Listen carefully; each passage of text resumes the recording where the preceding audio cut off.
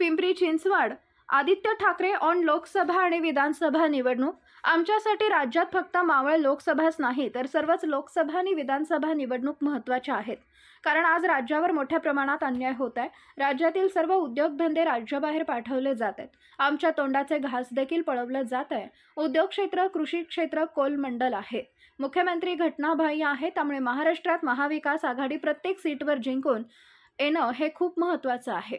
महाराष्ट्राचा आवाज दिल्लीत बुलंद करण्यासाठी प्रत्येक उमेदवार जिद्दीनं आणि ताकदीनं जिंकणं गरजेचं आहे, असं मत युवा नेते आदित्य ठाकरे यांनी पिंपरी चिंचवड शहरात माध्यमांशी बोलताना व्यक्त केलंय।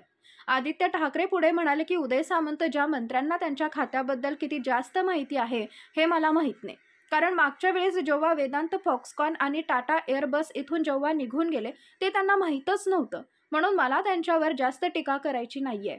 ज्यांना माहीत नाही त्यांच्यावर टीका करून काय अर्थ? आदित्यांनी स्वतःच्या खात्याची ओळख करून घ्यायला हवी, अशी टीका आदित्य ठाकरे यांनी उद्योगमंत्री उदय सामंत यांच्यावर केली आहे। आदित्य ठाकरे यांनी पुढे सांगितले की उद्योगधंदे मुख्यमंत्र्यांनी जे आपल्या राज्यासाठी इकॉनॉमिक कौन्सिल बनवलं त्या कौन्सिलचे अध्यक्ष गुजरातमध्ये जाऊन 17,000 कोटींची गुंतवणूक करत असतात। शेवटी राज्यात उद्योगधंदेच तेव्हाच येतात जेव्हा उद्योगधंद्यांना वाटतं की राज्यामध्ये राजकीय स्थिरता आहे, मात्र आपल्या राज्यात राजकीय स्थिरताच नाही। मागच्या वेळी दावोसमध्ये जे 80,000 कोटी रुपयांचे करार झाले त्यातले एकही करार अंमलात आला नाही। कदाचित उद्योगधंदे चालकांच्या मुख्यमंत्र्यांवर विश्वास नसेल। जे नेते आपल्याच पक्षाचे 40 आमदार घेऊन पळाले ते कदाचित आपल्याही मॅनेजरला देखील घेऊन पळून जातील असं त्यांना वाटत असेल, म्हणून ते आपल्या राज्यात गुंतवणूक करत नाहीत, असा खोचक टोला आदित्य ठाकरे यांनी मुख्यमंत्री एकनाथ शिंदे यांना लगावलाय। मावळ लोकसभेच्या अनुषंगाने फक्त मावळ लोकसभा नाही तर संपूर्ण महाराष्ट्रात प्रत्येक लोकसभा आणि प्रत्येक विधानसभा आमच्या अनुषंगाने महत्त्वाची आहे। कारण आपण पाहत असाल की महाराष्ट्र गेले 2 वर्ष खूप अन्याय सहन करत आलेला आहे। प्रत्येक रोजगार जो आहे, प्रत्येक उद्योग जो आहे तो पलीकडच्या राज्यात पाठवला जात आहे आणि दुसरीकडे जाण्याचं दुसरं काही कारण नाही, पण आमच्या हिस्स्याचं जे आहे, आमच्या हक्काचं जे आहे ते जेव्हा पलीकडे पाठवलं जातं तेव्हा दुःख होतं। आज आपण बघताय महाराष्ट्रात प्रत्येक क्षेत्र असेल, उद्योग क्षेत्र असेल, कृषी क्षेत्र असेल, कोलमडलेलं आहे। मुख्यमंत्री जे आहेत घटनाबाह्य आहेत, अकार्यक्षम आहेत आणि म्हणून महाराष्ट्रात महाविकास आघाडी हे जिंकणं प्रत्येक सीटवर फार महत्त्वाचं आहे। कारण महाराष्ट्राचा आवाज दिल्लीत बुलंद करण्यासाठी न घाबरता जिद्दीने, ताकदीने प्रत्येक उमेदवार जिंकणं गरजेचं आहे। लोक जे आपण बघतो इथं की संजोग वगैरे साहेब यांना आपण प्रमोट केलं जाते आपल्याकडनं, तेच उमेदवार असणार आहेत आपल्या। संजोगजींनी संघटक म्हणून जबाबदारी घेतलेली आहे। अंतिम तिकीट अर्थात उद्धव साहेब आणि स्थानिक सगळे पदाधिकारी, संघटक वगैरे सगळे बसून घेत असतात।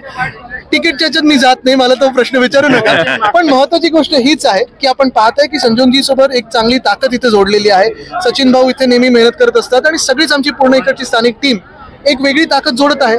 महत्वाची गोष्ट म्हणजे पिंपरी चिंचवड हे जे शहर आहे, आपण पाहिलं असेल तर इथे खूप स्कोप आहे।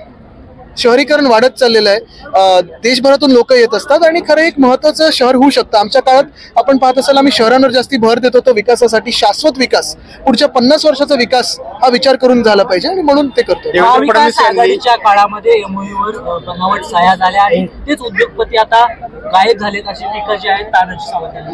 नाही, मला वाटतं ज्यांना काही माहिती नाही त्यांच्यावर मी जास्ती कुठचे सामंत तुम्ही बोलता?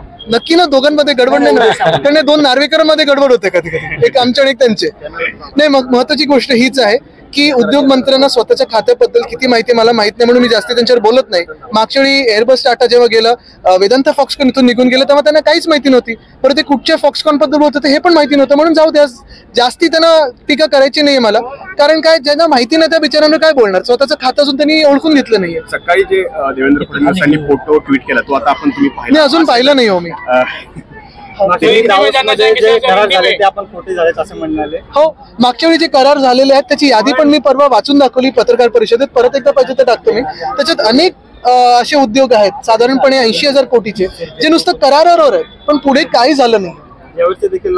यावेळी पलटो चालत होता आणि गंमत अशी आहे की जे इकॉनॉमिक काउन्सिल आपल्या राज्याने या घटनाबाह्य मुख्यमंत्र्यांनी बनवलं महाराष्ट्रासाठी, ते इकॉनॉमिक काउन्सिलचे अध्यक्ष गुजरातच्या व्हायब्रंट गुजरात समिटमध्ये जाऊन 70,000 कोटी तिथे गुंतवणूक करून येतात, पण आपल्या महाराष्ट्रात अजून 1 रुपया आला नाहीये। बघा, उद्योगपती कधी येतात आपल्या राज्यामध्ये जेव्हा त्यांचा विश्वास ठामपणे असतो की पॉलिटिकल स्टेबिलिटी, राजकीय स्थिरता असेल आणि मुख्यमंत्र्यांवर विश्वास असतो।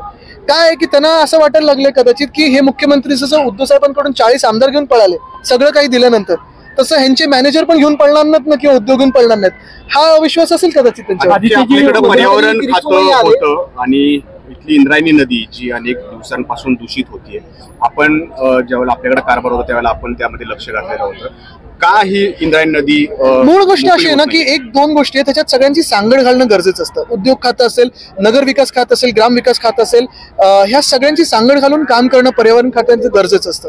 आज आपण पाहताय की मुंबई असेल, पुणे असेल, नागपूर असेल, प्रदूषण वाढत चाललेलं आहे, पण उत्तर द्यायला कोणीच नाहीये. सहसा आपण पाहिलं असेल एक पर्यावरण मंत्री म्हणून आज महाराष्ट्राला उत्तर कोण देत आहे, टीका कोण झेलतंय, प्रश्न कोण घेतंय, कोणीच नाहीये.